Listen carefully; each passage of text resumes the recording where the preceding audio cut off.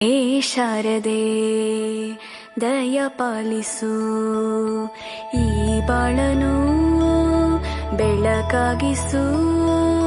ಹೇ ಶಾರದೆ ದಯ ಪಾಲಿಸು, ಈ ಬಾಳನು ಬೆಳಕಾಗಿಸು. ನಾಳೆಗಳ ದಾರಿಯಲೇ ನಂಬಿಕೆಯ ನೆಲೆಯಾಗಿರಿಸು, ಮುನ್ನಡೆಸು. ಕೈ ಹಿಡಿದು ನಾವಾಡೋ ಪದ ಪದದಲ್ಲೂ ಸಂಚರಿಸು.